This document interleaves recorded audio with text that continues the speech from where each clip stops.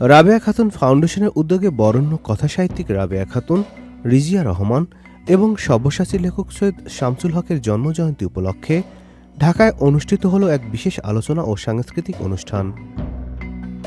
সাহিত্যপ্রেমী দর্শক ও গুণীজনের উপস্থিতিতে অনুষ্ঠানটি পরিণত হয় স্মরণ ও শ্রদ্ধার এক আবেগঘন আয়োজনে।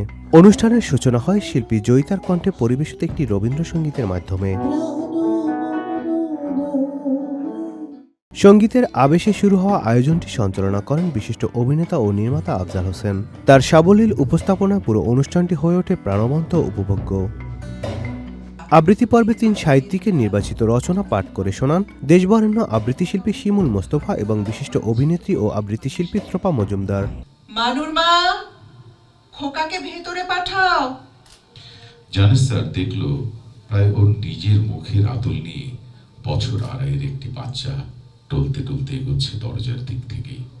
তাদের কণ্ঠে সাহিত্যকর্মের গভীরতা এবং আবেগ নতুন মাত্রা পায়, যা উপস্থিত দর্শকদের মুগ্ধ করে।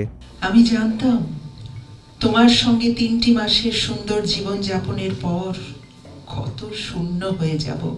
আলোচনা পর্বে ৩ বরেণ্য সাহিত্যিকের জীবন, সাহিত্য চর্চা ও সামগ্রিক অবদান নিয়ে আলোকপাত করেন কথাসাহিত্যিক ও সম্পাদক ইমদাদুল হক মিলন, বিশিষ্ট অভিনেত্রী ও নির্মাতা আফসানা মিমি, কথাসাহিত্যিক শকৃত নোমান, কথাসাহিত্যিক ও সমালোচক মোজাফফর হোসেন এবং রাবেয়া খাতুন ফাউন্ডেশনের চেয়ারম্যান ও রাবেয়া খাতুনের কন্যা কেকা ফেরদৌসী।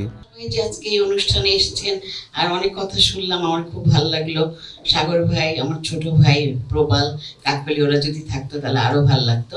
তো সবাইকে অনেক অনেক ধন্যবাদ। আজকে আসলে আমার আম্মার কথা, রিজিয়া খালার কথা, সৈয়দ শামসুল হক আঙ্কেলের কথা অনেক কিছু শুনলাম, খুব ভালো লাগলো। অনেক কিছু তো আমি নিজেও জানতাম না, সেগুলো শুনলাম, খুব ভালো লাগলো। সবাইকে অনেক অনেক ধন্যবাদ। আলোচকরা তাদের বক্তব্যে রাবেয়া খাতুন, রিজিয়া রহমান ও সৈয়দ শামসুল হকের সাহিত্যিক দৃষ্টিভঙ্গি, সামাজিক দায়বদ্ধতা এবং বাংলা সাহিত্যে তাদের অবিস্মরণীয় অবদানের কথা গভীর শ্রদ্ধার সঙ্গে তুলে ধরেন।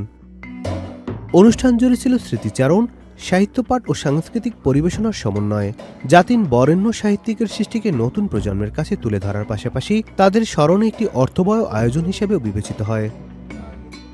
Nadim Hasan, channel I.